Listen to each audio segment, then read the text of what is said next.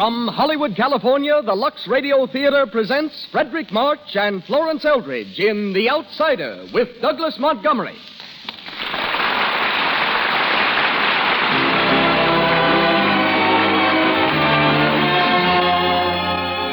Lux presents Hollywood. This program, made possible because of your friendship for our products, tonight brings you Frederick March, Florence Eldridge, Douglas Montgomery, Donald Crisp, and Marcel Corday in the stage and screen success, The Outsider.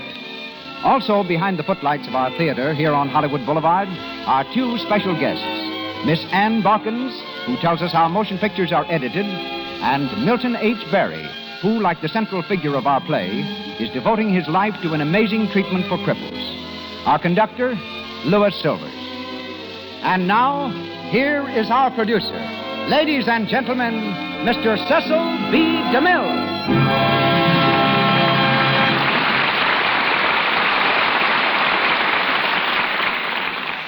Greetings from Hollywood, ladies and gentlemen. The banks in recent years have had their ups and downs, but they suffered their severest loss when Frederick March became an actor. A surgeon removed Fred's appendix and his desire for banking at the same time. Up to then, he'd sat behind a desk at the National City Bank of New York. But during his convalescence, he realized that he'd rather be behind the footlights. Even before then, Fred had longings for the theater.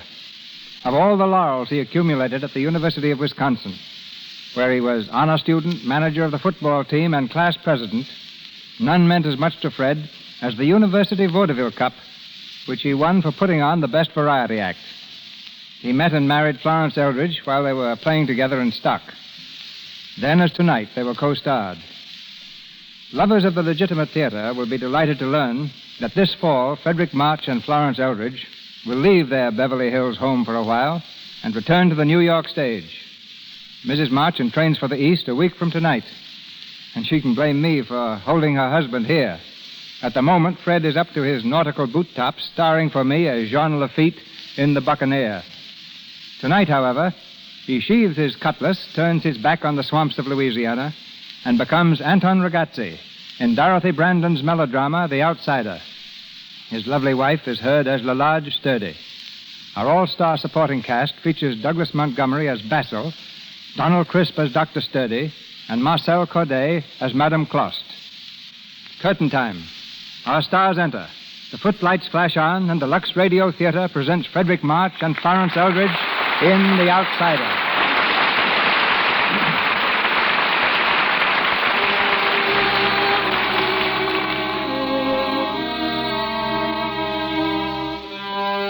A dimly lighted room in a small house in London. A heavily shaded desk lamp throws deep shadows on the whitewashed walls. Behind the desk sits Anton Ragazzi. He's leaning back in his chair, his eyes closed, waiting. Somewhere, a clock strikes 3. And from the shadows on the other side of the room comes a low moan. A woman lies there, strapped to a table. Fastened to her legs are a series of weights, which slowly but surely are stretching her crippled bones back to normal. The table, like a modern instrument of torture, gleams brightly in the darkened room. She moans again, and Ragazzi comes softly to her side. Here. What's the matter? My legs, they hurt tonight. They feel as if they're being torn from my body. Oh. Stop it. You wish to walk again, do you not? Yes. You must bear the pain. You must grit your teeth and clench your hands and say over and over to yourself, I have faith in Anton Ragazzi. I have faith. I have. But it's been so long now. So many days and weeks. And months, yes. The rack works slowly, very slowly. It will soon be over. How soon? Tonight, I hope. Tonight? Tomorrow morning, Madame Clost, you will take your first step. I'll walk again. Quiet. You must rest. Hysterical patients are bad patients. You must take no chances.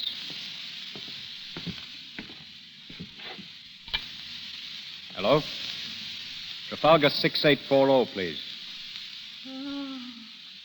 Hello? St. Martha's Hospital? I would like to leave a message for Dr. James Sturdy. Tell him his patient, Madame Clost, whom he discharged as a hopeless cripple, has been cured. Tell him the rack, which he said was useless, has straightened her hips so that tomorrow she will be able to walk. Tell him if he will call his staff of physicians together at 10 o'clock, I will be pleased to give a demonstration. This is Anton Ragazzi speaking. No, not Dr. Ragazzi. Just Anton.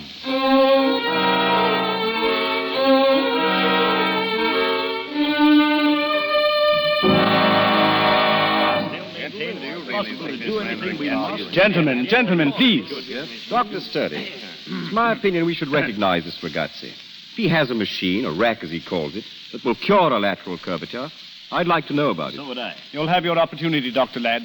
He's coming here at 10. But I may tell you frankly, I shall not be here. I have no faith in this man. Nor have I. He has no degree. He has no medical background. He's obviously a charlatan. But he has cured cripples. His facts prove it. Lad, I think you mistake the issue. We are all deeply interested in giving our patients the best treatment possible. But we cannot expose our patients to the risks of a cure which has not been tested and proved by competent physicians and surgeons. That's not medicine. That's intolerance. Do you really believe I'm intolerant? Perhaps I ought to tell you why. That's hardly necessary, Dr. Sturdy. I'm intolerant because I've learned the mischief that quacks can do in the person of my own daughter, my own child. You know her, some of you? Oh, yes, of course. You know that she's beautiful, talented. Yes. You also know that from her hips down, she is a hopeless and helpless cripple.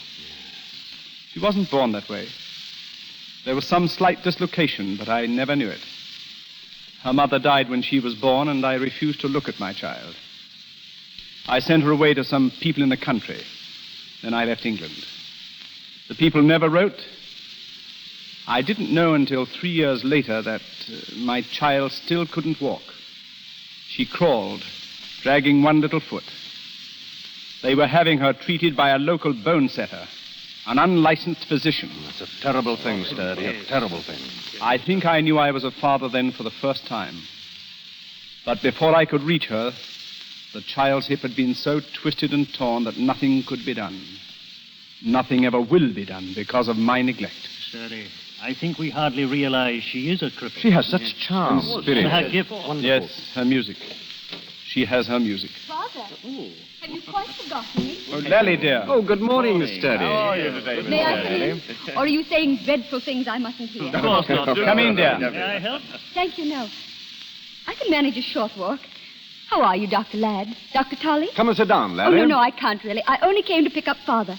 He promised he wouldn't be late because I've got a big rehearsal this morning. At Albert Hall? My new song cycle, Moorland Love Song. You know the lyrics? Basil Owens, aren't they? Yes. Yes. We've been collaborating. He writes beautiful things. They'll go well to your music. You conduct yourself. No, I can't, Dr. Ladd. You see, the thing takes nearly half an hour, and I can't stand that long without my stick. But I think this new conductor they have can give me what I want. I've heard he's quite good. But he isn't me. Now, don't think how you'd feel if you had to watch another surgeon performing your pet operation. Oh, well, I should be used to it. Come along, darling. Goodbye, everyone. Goodbye, Miss Sturdy. Goodbye, Lally. Goodbye, Miss Sturdy. You see? You see the way she has to drag herself? I will not meet this man who in his presumptuous ignorance may do to another man's daughter what has been done to mine. Good morning, gentlemen. Good morning, sir. Good morning. Well? Well, lad. Sturdy is the finest chief of staff this hospital ever had. It's our duty to stand by him.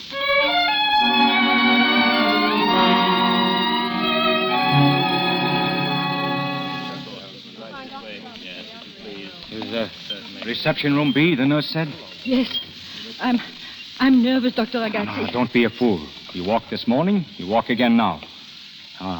This is it. Good morning. Oh, come in, Mr. Ragazzi. I'm Dr. Ladd. Dr. Ladd, how do you do? This is Dr. Tolley, Dr. Israel, Dr. Mann, Dr. Wycherley, and Dr. Hausman. Good morning. And this is my patient, Madame Klost. But, where is the great Dr. Sturdy? I came here to catch the big fish, not the small fry. Dr. Sturdy has just left. He will not meet me, eh? Why not? Mr. Ragazzi, I think we'd better tell you in confidence. He's had a very painful tragedy in his family. His only daughter is a cripple. He cannot cure her? No. He is a doctor. And he has a daughter he cannot cure. That puts him in a stupid situation. An intensely painful one. He does not like it, eh? Mm-hmm. He would like it still less if I were to cure her. I've heard you claim to cure almost anything. Not claim, Doctor. I have proved it. Madame Kloss, as you know, was one of your patients here. She was incurable. You admitted it, all of you. Now watch. Madame Kloss, will you walk across the room, please? Yes, sir. Yes. Come. No hesitation. Walk. I'm sorry. Is this all right? There. You see, Doctor? Hardly any limp. What little there is, I shall fix on my rack. Dr. Ladd. Yes, orderly? This table... You don't touch it! Let go. Sorry, sir. I took the liberty of having my rack sent over. For your approval, of course, gentlemen. There. Now examine it, please. Notice how light it is, and yet how strong. The workmanship is beautiful. Yes, That's because I made it with my own hands. The wheel that turns the pulleys is worked by electricity. You cannot see the turning it because it pulls only the 1,000th part of an inch an hour. That is gentle, eh? Yes, it's ingenious. I'd like Dr. Sturdy to have seen this. He would not have looked at it because the rack has succeeded where he has failed. Oh, that's not the point, Mr. Ragazzi. Dr. Sturdy has no objection to your machine. It is more, I think, a matter of your qualification to use it. What does that mean? You have no degree. Oh, I see. You want me to have letters after my name, eh? That satisfies you and satisfies the public. All right, then give them to me. Are you suggesting that we should recommend the Royal College of Surgeons to confer an honorary degree on you? And why not? Have you ever served an internship or studied anatomy except from a book? Yes. Where, may I ask? Where, may you ask? In America. In the stockyards at Chicago. The slaughterhouse. Good God. Then are we to understand that you began as a butcher? A butcher? No. I began as apprentice to my uncle. He made apparatus for doctors. They came to us and asked us to make instruments that were mechanical impossibilities. So I said to my uncle, release me for 1 year. I'll go and cut up carcasses to find out how the joints fit in the sockets, what holds them and what makes them bend. And then we will make the finest instruments in all the world. Well, it's unheard of. You're shocked, eh? Mr. Ragazzi, we appreciate your energy, your enterprise, and your courage. And we realize that you cannot be and should not be content to be merely a mechanic working under surgeons. Then why not do the theoretical work also? Qualify. What? Spend 4 years like a little boy studying books and writing answers to examination papers? You think I'd leave my work all that time? Leave crippled people waiting to be cured? Children? So I can learn Greek and Latin names for English bones? Oh, no. Then understand. If you won't qualify, you must undertake no case without a surgeon. You forbid me to take cases without you. That is our rule. To prevent unemployment among surgeons, eh? To protect the public from unqualified practitioners. There's no back door to the Royal College of Surgeons, and no lift. Those who wish to enter must climb by the front door steps. Or remain outside. I will not stay outside. However much you bar me out, I will come in. I'll break down bars and bolts. I'll blow a hole in the back wall to make a door for me. I'll set the world on fire to burn your college down. Keep me out when they have let you in. Oh, no. No, gentlemen. No.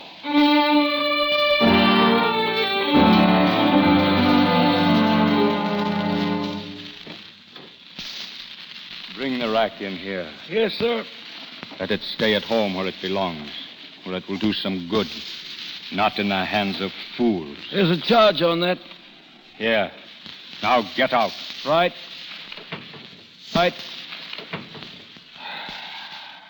I'm sorry things went the way they did. You Did? You are sorry. Eh? Did you support me? Did you defend me? Did you turn on them like a fury when I was attacked? Or did you sit there mum as a mouse? I walked for them. Yes, you walked for them. You did what Sturdy's own daughter could not. Yes. What is it? You walked for them. Now you must walk again today for her. For Miss Sturdy. But I don't I know. want her to see you. But I don't know her. What does that matter? You go to her house, you hear? Tell her your history. But if she won't see me... You must make her see you. If you don't, you still have treatments to be given, for which you cannot pay. You mean you'll take away the rack? Yes, unless you make her promise to see me. Tell her the doctors will not let her see me because they are afraid. Ha! Afraid that I will cure her. Tell her the truth, that I am an outsider, a nobody. But I do cure people.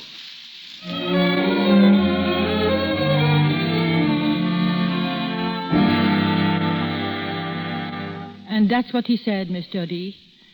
If you don't see him, I'll be crippled again. Please, Mr. D.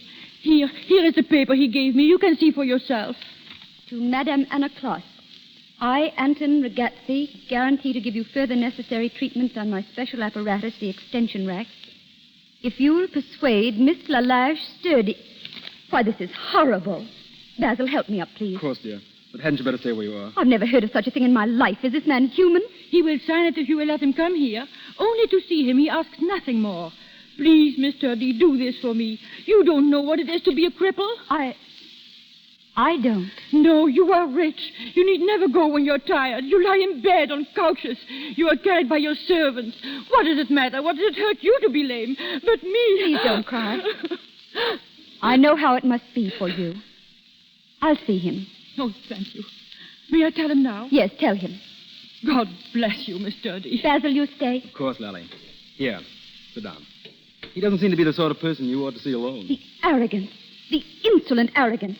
He's only got to see me, and I'll be persuaded to let him treat me. But, Lally, if he could cure you... You know, he does cure people. I've read about him. You'd be a woman, Lally. Not a spirit in a prison. Basil, don't. Don't make me hope. Father says I mustn't. Sorry? You've been wonderful, Basil, all these years. You don't know what it's meant to have someone outside my family who didn't treat me as a cripple. You've never done that. I've never thought of you as one. Haven't you, Basil? But if he could do something, anything, are you going to tell him your father says there's no hope? I'm not going to tell him anything, or even let him see me walk. I'll just listen quietly to what he has to say, and then tell him that he's had his pound of flesh, but that he shan't touch one single bone. That's all? That's all, Basil.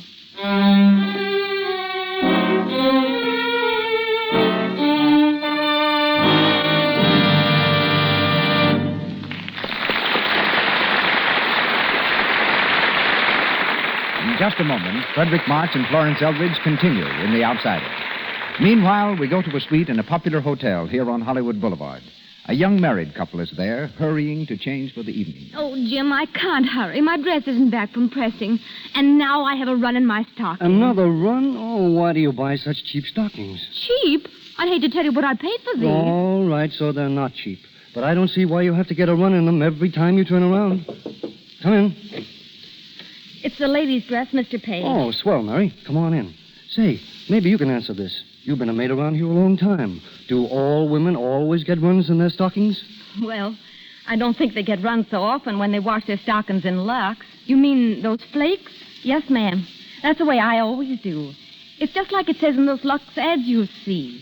Rubbing stockings with cake soap is hard on the threads. And some soaps have alkali in them, and that's bad, too. But not in LUX flakes. You seem to know a lot about it, Mary. But does it really work? Oh, yes, ma'am. From my experience, it does. My stockings keep nice and springy.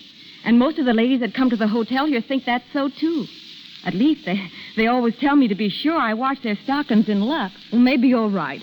I'd certainly be glad to find a way to cut down on stocking runs. Okay, that settles the whole business. Here, Mary, get Mrs. Page a box of LUX and keep the change. And make it a large box, too. Come on now, dear, please snap into that dress. We hear now from our producer, Mr. DeMille. The Outsider continues, starring Frederick March and Florence Eldridge, with Douglas Montgomery, Donald Crisp, and Marcel Corday.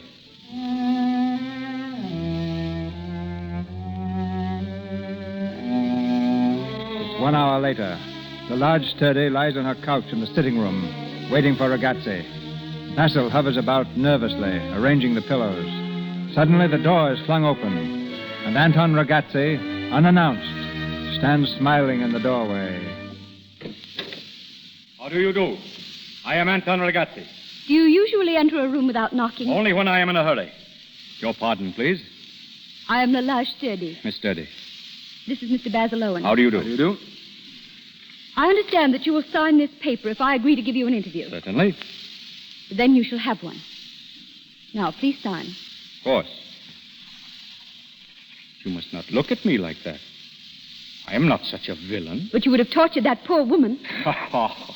You think I'd take away the rack from her and spoil my best advertisement? But I had to make her think I would. Do you call that honest? Perhaps not. But that should reassure you.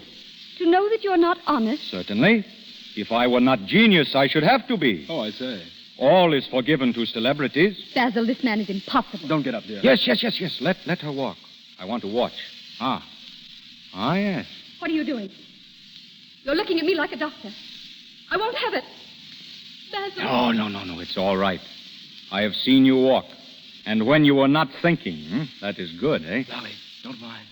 I do mind. Mr. Owen, take her to the sofa. I will not look. Here, Lally. Are you comfortable? Yes, thank you. You are recovered from the shock? Mr. Ragazzi. Not quite, eh? Then I will sit down and assume a bedside manner to reassure you. Now, put out your tongue and say 99. Oh, yes. Yes, you have the croup. Oh, why do I laugh? Because I make you. I make you let me in. I make you walk. I make you laugh. And... Can you make her well? Basil. Does she want to be well? Of course she does. She does not say so. No, I will not cure her. She shall stay a cripple. That will please her father, eh? That's a lie. Mr. Ragazzi, I didn't mean to see you. I know you did not. But as we've got so far... We have got so far, have we? You'd better see the X-ray photos of me. Then you'll know. And then you'll leave. Will I? Shall I ring for them, Lally? Yes, please. Oh, no. Ask Miss Cross to give them to you. I'll be back right away. Very handsome young man, eh? Yes. You love him, eh? You want to marry him? No. Oh, yes. But you would not curse him with a crippled wife, eh? Some other woman gets him, eh? That's not nice for you. And even if you were married to him, he would go to golf and dance with other women, eh? That's all the young ones think of nowadays, you know, dance. And they hold each other pretty close, too. Makes them think of marriage, eh? You beast. Yes. A man is a beast. He's a dog. A dancing dog. What a pity you are a beauty. It's no good. Must be a fine torture lying here knowing what a good time you would have if you were not a cripple, eh? Men would go mad for you. Throw themselves at your feet. You don't want that now, eh? But if I cure you... Get away from me. What are you? A temptation of the devil? Or an answer to my prayer? Half and half. I am not all bad. There they are. The X-rays. Aha, let me see. Quick, the X-ray. Aha. Well? Tell me. Miss Sturdy, now I know I can cure you. You're sure? I'm positive. Lally. Basil, don't look at me like that as though you saw me with new eyes. You mustn't. I must. Oh, Lally, see yourself as he can make you. Will it hurt? Will there be much pain? Yes. How long? For 1 year. Lying down? Strapped on my rack so that you cannot move. 12 months. And then I shall say, rise up and walk. Oh. No more limping, no more lurching, no more crutches, no more boots like clumping hoofs. But you shall dance in Cinderella slippers with your prince. With me, Lally. Oh, Basil, don't. I can't believe it. Oh, I can't till Father says it's true. He will say it is not true. What? He will believe it is not. But which will you believe? Me or him? I don't know. I don't know.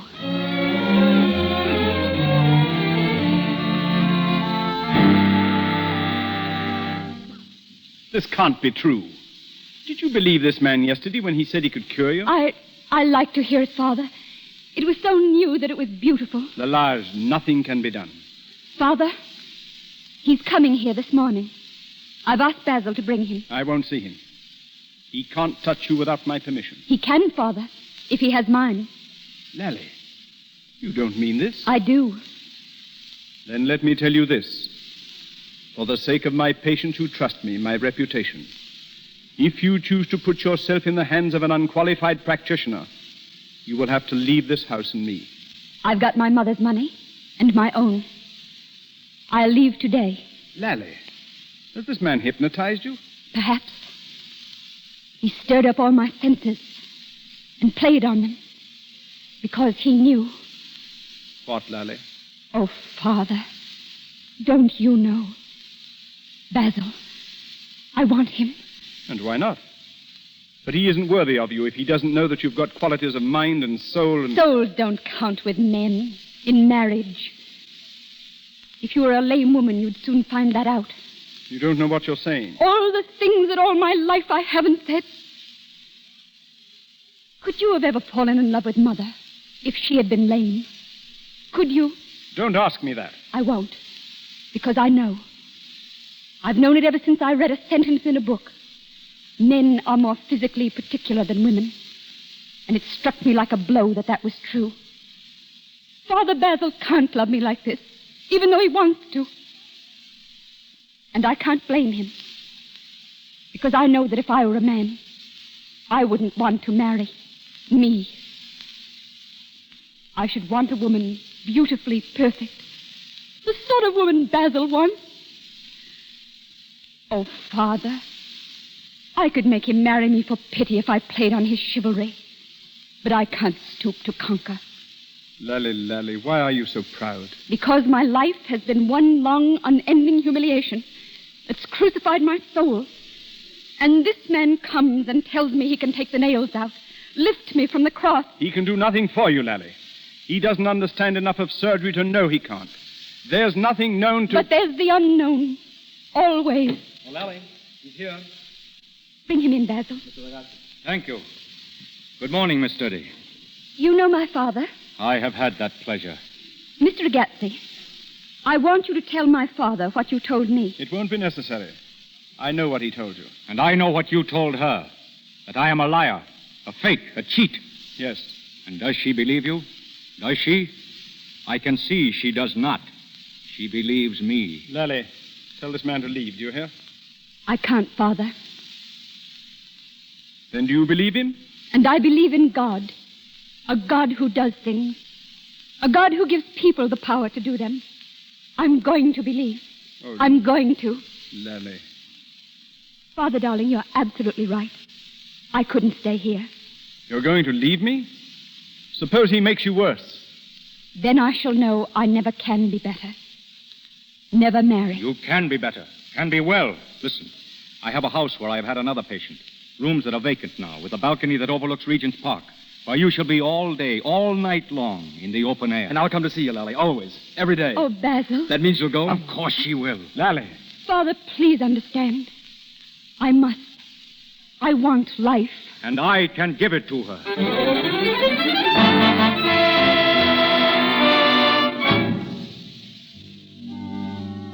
The right leg is fastened. Yes, sir. Now the left. There. So. You are comfortable, Miss Sturdy? Yes, thank you. There will be pain. You must try to accustom yourself to it. Turn on the switch. Now you feel the pull? Hmm? You feel it? Yes. Yes. Yes.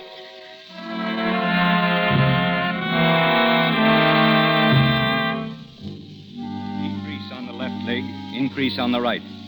You understand, Madame Clost? Yes, sir. The rack is doing well, Miss Sturdy. I have been gradually strengthening the pull. I could tell. The night seems so much longer now.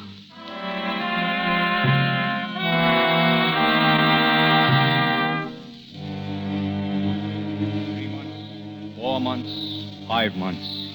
You must count by the months. It will not seem so long. 3 months. 4 months. 5 months. But every day has 24 hours. Madame Clost. Yes, sir. Morphine. Oh, Mr. Ragazzi.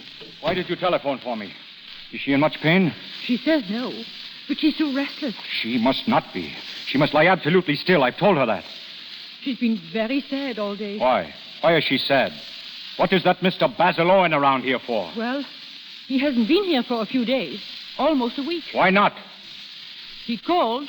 He's been very busy. Busy? That fool. Doesn't he know everything depends on him? Why is she suffering like this if not for him, eh? Call his house. Tell him I want him here tonight. Yes, sir. I've wheeled Mr. D onto the balcony. He wanted to watch for him. I'll see her there. Yes, sir.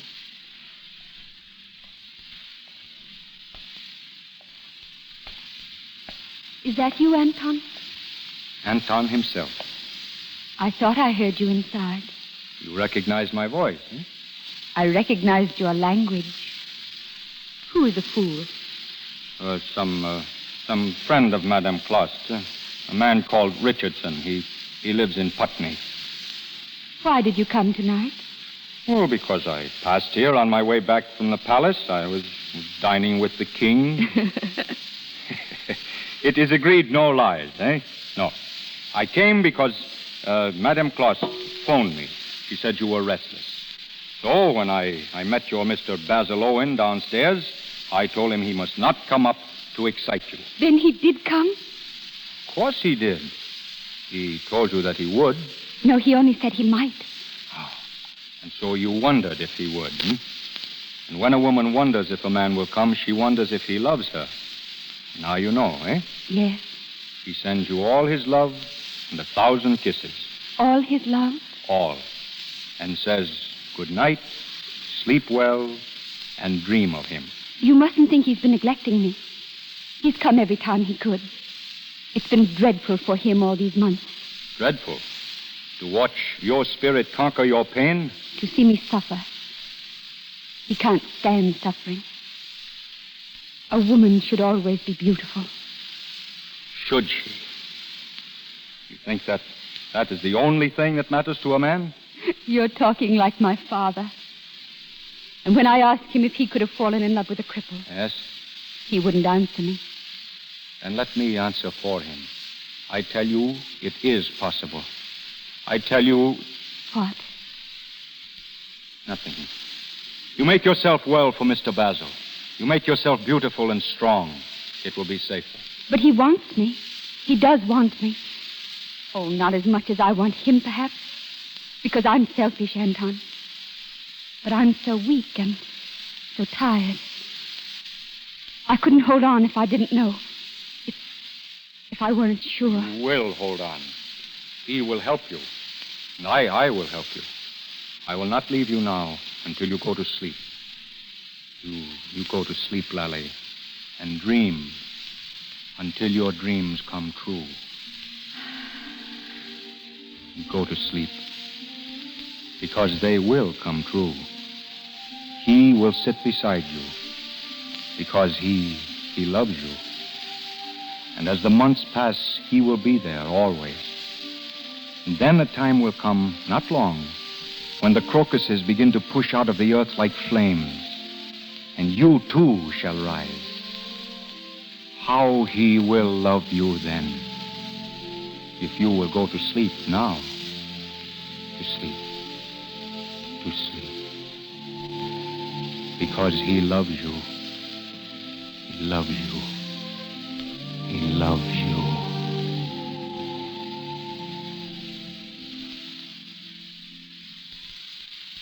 Mr. Ragazzi. What? Mr. Owen is here, in the living room. Stay with her. If she wakes in pain, give her morphine again. She must sleep tonight.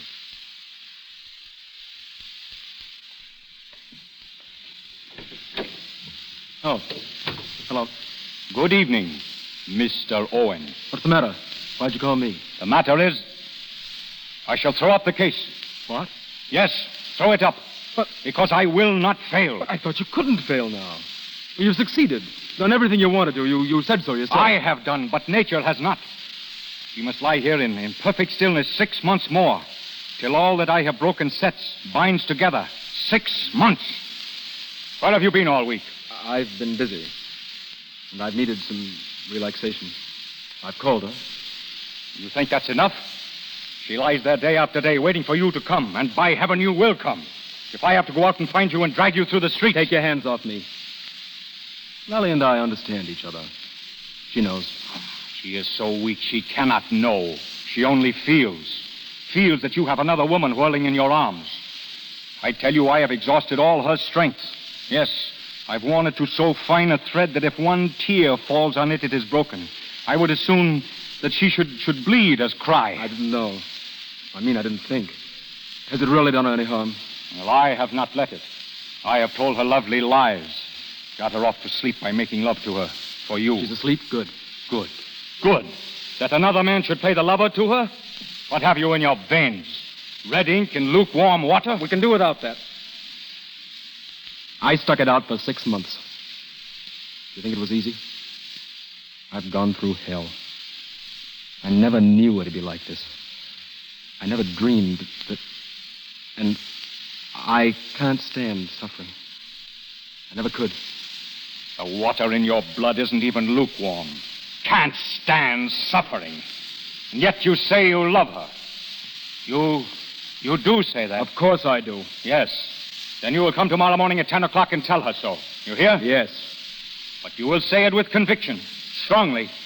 For if you do not, if you fail me, if you make me fail, I will smash every bone within your body into splinters. So you shall be a cripple that no one can cure, not even Ragazzi. Now you can go and relax.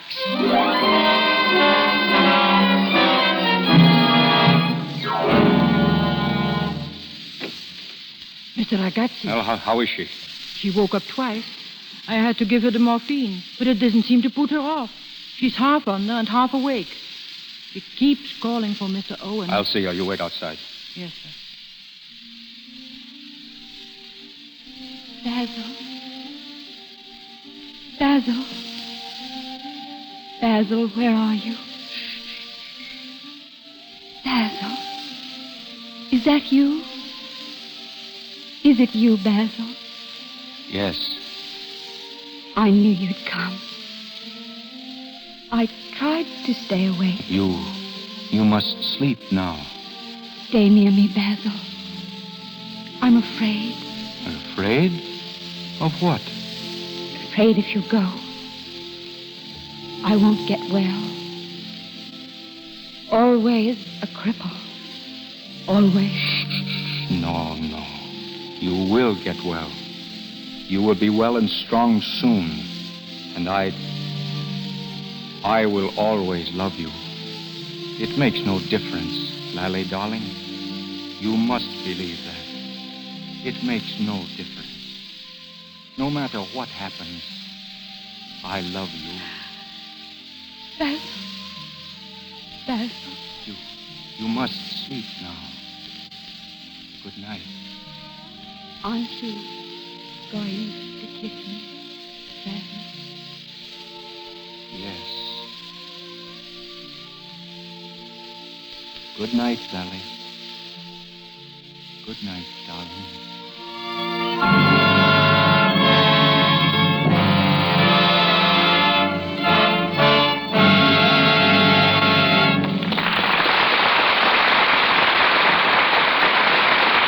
We pause for station identification.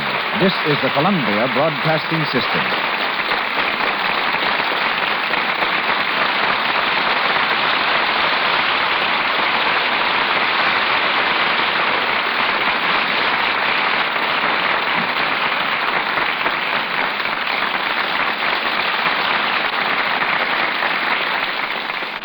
Frederick March and Florence Eldridge resume the events of our play shortly.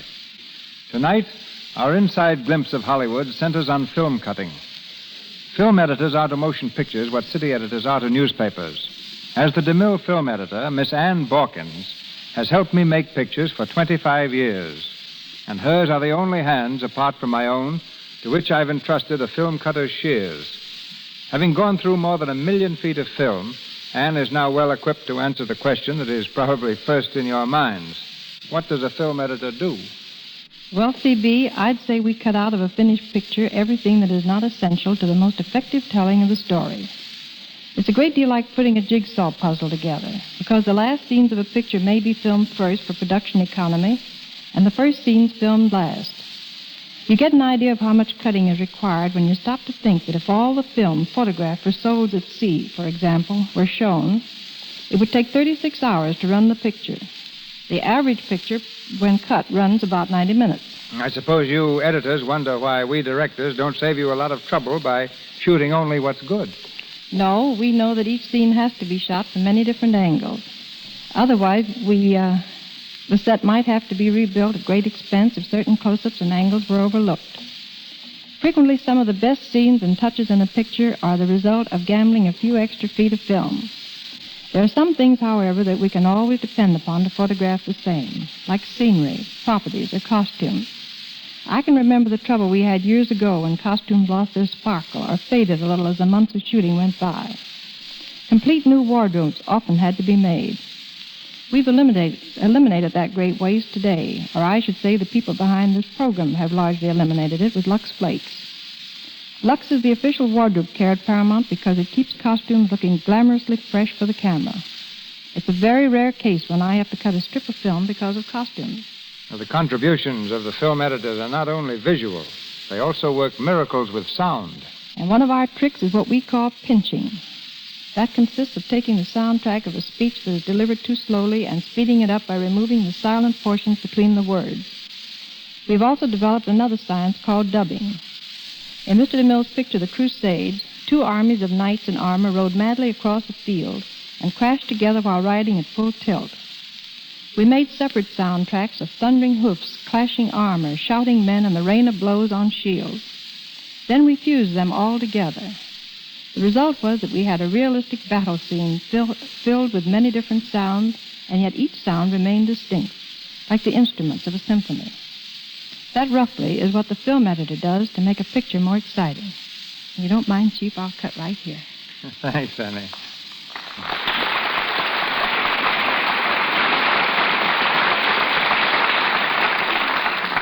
Once again, Frederick March and Florence Eldridge in The Outsider.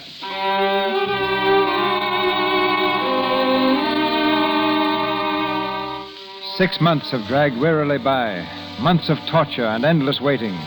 But at last the rack has completed its work. It's the day of the final test when Lalage Sturdy is to walk for the hospital staff. Ragazzi, excited at the prospect of his triumph, lifts her carefully from the table and carries her to a chair. There. Now sit up. No. Don't try to stand. Just sit. I could stand. I know it. But not yet. We must wait for our friend, for the physicians and surgeons who forbade me to practice because I knew no medicine. They shall see. Madam Clust. Yes? Where is it, Mr. Basil Owen? Has he called? Not yet. And you call him. Tell him he should be here. Perhaps he's ill. Tell him to come if he's dying. If not, I'll go and bring him dead. Yes, sir. You mustn't go, Anton.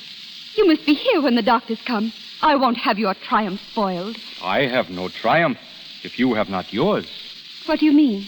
When first you walk, you want to go to Basil Owen. I want him to be here. I also. Why? Because for you and for him, I have made something straight again. Yeah. I've never even thanked you, Anton. Oh, I want no thanks. I shall have glory. Is that all you care about? Yes. It's strange. You've done everything for me. And yet I must have felt it wasn't for me. Because I'll remember what he did when I've forgotten. He? Basil. Oh. I was afraid for a while in the beginning. I thought he was weakening. And then one night he came to me, after you'd put me to sleep. And I knew then that he was mine, all mine. He told me it made no difference. That was love, Anton, real love, for the first time. Yes, it was. And so because of that love, when you take your first step, I shall go to him.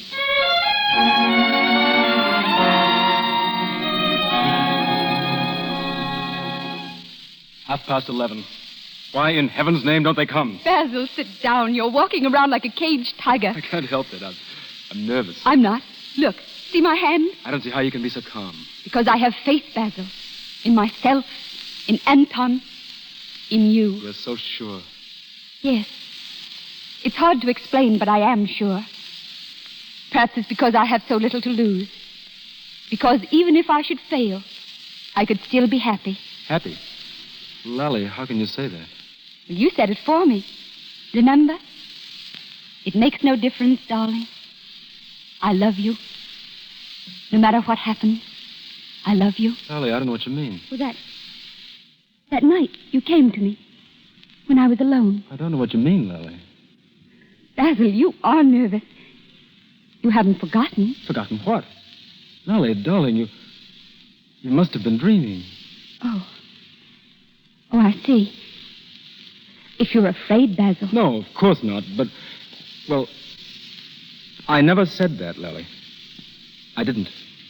You don't have to be so apologetic. I never meant to hold you to it. It was only that it gave me strength all those months. Just to think you did love me enough not to care about. Lally, please, please. And that's why you're nervous. You're afraid I'll fail. You're afraid you'll be burdened all your life with a cripple. When you needn't worry. You won't be. Lally, listen. You're going to be all right. I just know you are. But, oh, God, Lally, don't make me say it. No, don't. Because I couldn't bear to listen. If only you'd waited, Basil. If only you'd given me the chance, if I did fail, to let you go. But the fear was in your eyes when you walked in this room. Lally, if I've hurt you... You have. Oh, not because I've lost you. I should have known it was too beautiful. But because just this once, I hoped, believed, that someone loved me, just as I was. Lally, darling. Here, gentlemen, here. Our laboratory, where we will perform the great experiment. Lally, you're all right? Lally? Yes. Now, gentlemen, you have seen the X-ray plates. You have seen how the bones have been stretched. Now you shall see the final proof. Miss Sturdy has still not taken her first step. We have been waiting for you. Now, Mr. Owen, will you stand over there, please? No. In front of her chair, about 10 steps away. There. Now, Miss Sturdy, take my hand. Now, stand up slowly. So. Now, weight evenly on both legs. So. Now, let go of my hand. So. Now, walk over to Mr. Owen. I've forgotten how to. Nonsense. No. Look, right foot, left foot. Think. What's the matter? Here, walk. I tell you, walk. Mr. Owen, call her. Hold out your arms to her. Call her to you. Lally. Come to me. I can't. Catch her. Pick her up. Get her on the couch. Stand back. All of you, stand back. Lally, are you all right?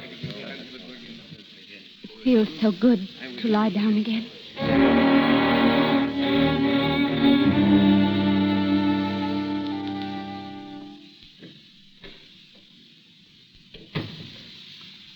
They're gone. All of them. Yes. All of them. How do you feel? I feel nothing. Why don't you cry? Why don't you scream and bring down curses on my head? That wouldn't help. It isn't your fault.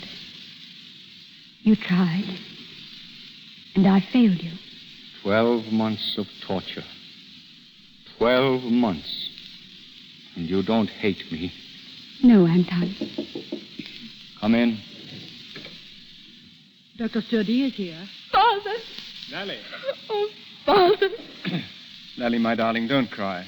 Don't cry, darling. You know. They just told me. That Ragazzi has failed. Yes. I have sent it to the papers myself. Mr. Ragazzi, it was not necessary. You think I cannot take my medicine? That I am finished? Oh, no. No, you can tell your doctor friends with notebooks that I'll begin again tonight. I've found out the doctors know something that I do not. So I shall become a doctor myself. Yes, to find the way to cure Lally. What if you have found it? Father, What did you say? Mr. Ragazzi, you have taught me how to cure my daughter. How to cure her? I've seen your x-rays. I know now what we can do. Father, don't say it just to make me feel. It's true, Lally. You'll walk again. You will. Oh, God. Lally. Then it has not all been wasted? It's just beginning. She'll owe it all to you, Mr. Ragazzi. Thank you. Thank you, Doctor. I would like to feel I did something. I'm going to take her home now. I'll have the car brought around.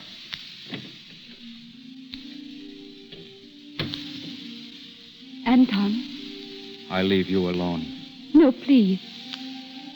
I hate to leave here, somehow. It will be better. You will be happy again. He will return to you. Basil? Yes. He will come back when he knows. Do you think I want him as he is? He is, as he was, always. I never loved him then. I loved someone else. Who, Lally? A man who spoke to me in a dream. A man who came to me that night. Who held me in his arms. Held me to him, soul and body. That man never would have left me. But there is no man like that.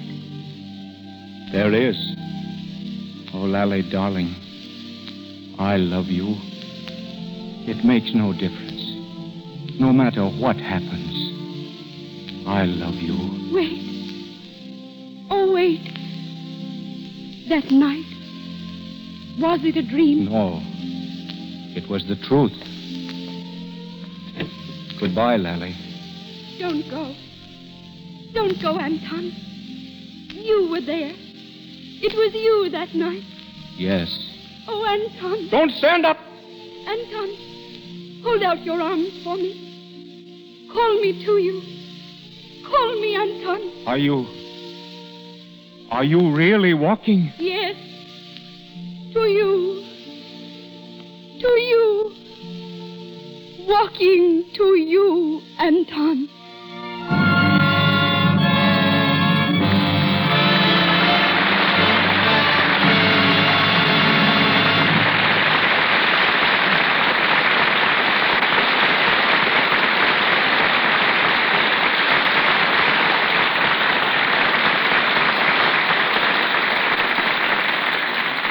Our play ends, but not our stars' performances. A little later, we'll hear again from Frederick March and Florence Eldridge. Each week, we try to bring you as guests someone of particular interest. Tonight, we've been unusually successful. Standing beside me now is a man whose life work parallels that of Anton Ragazzi to a startling degree.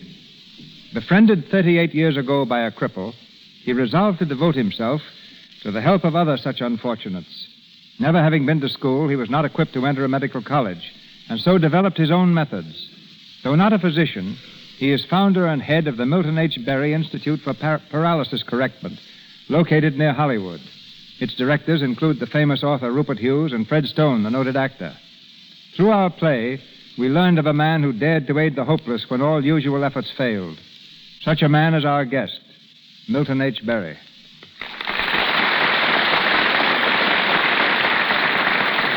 Thank you, Mr. DeMille, and permit me to state that I am not a doctor. I'm a teacher. My institute is a school, not a hospital. Those who come to me are not looked upon as patients. They are pupils. And from my friend Rupert Hughes, I've learned some amazing things concerning your work. Of little children who've come to you helplessly crippled. Of men and women whose spines have been broken in automobile accidents, brought back to health and normal activity. Of Mary Blackford, the Hollywood actress, who was paralyzed from the neck down, but now can lift her hands above her head and walk several hundred feet. How, Mr. Berry, are these things brought about? One must thoroughly understand the action of muscles of live bodies, the laws that govern the mechanics of locomotion, and be able to apply them to the individual case. Before you can train the mind to concentrate with sufficient force to re-educate impaired muscles, the physical energies of the body must be developed. Well, at some time in your career, Mr. Berry, something must have happened, some case must have arisen that made you feel you had discovered a successful method for re-educating damaged muscles. What was that case? Yes, it did happen. Many years ago in Des Moines, Iowa. It concerned a young woman completely paralyzed from the waist down. A dozen doctors gave me their diagnosis of her case and told me I was crazy to think she would ever walk again. I did not blame them in the least. What did matter was the fact that 4 months later, several thousand people gathered in front of a Des Moines hospital and saw that woman walk unaided. Since then, I have helped over 2,000 infantile paralysis cases and 400 victims of other types of paralysis. It's not that I doubt what you've told us, Mr. Berry, but assuming that it is true, why aren't your methods practiced everywhere? Remember, Mr. DeMille, I had been but one lone man practicing this method until I taught it to my son, Milton Jr., and Mr. Marion French. Our foundation, which is strictly non-profit, was formed for the purpose of establishing a larger school to teach this method to qualified young men and women who in turn can go to centers of population and do just as we've been doing at the Berry Institute. Until the plans of the foundation are complete, I'm limited to 100 cases at one time. In behalf of those 100 children and young adults now under my care, let me thank you and the Lux Radio Theater for the splendid entertainment you bring them every Monday night. We've been happy to have you here, Mr. Berry. Very happy.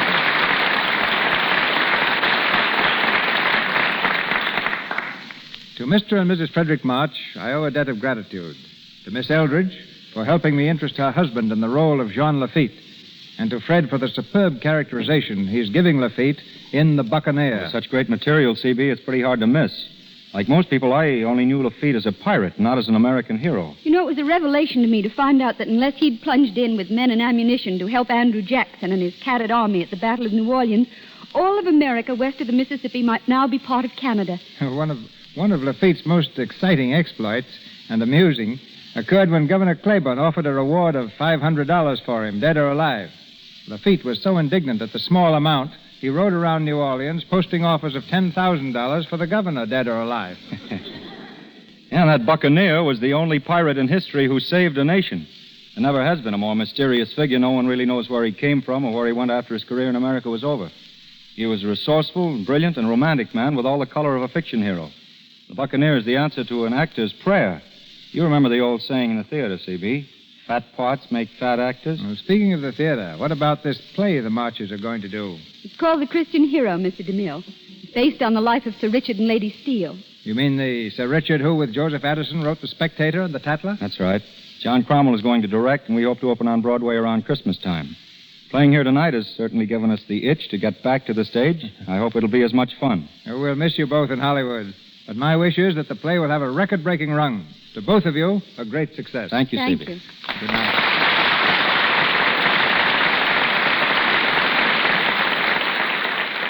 When Edna Ferber wrote Cimarron, she enriched modern literature and the screen with one of the most compelling stories ever dedicated to the romantic West. Our adaptation of that story awaits you next Monday night. Had we personally asked each one of you, whom, above all others, would you choose for the spirited role of Yancey Cravat, I feel certain your decision would be identical with our own. So we bring you Clark Gable. Starring with Mr. Gable, Virginia Bruce, and a special guest, Miss Edna Ferber.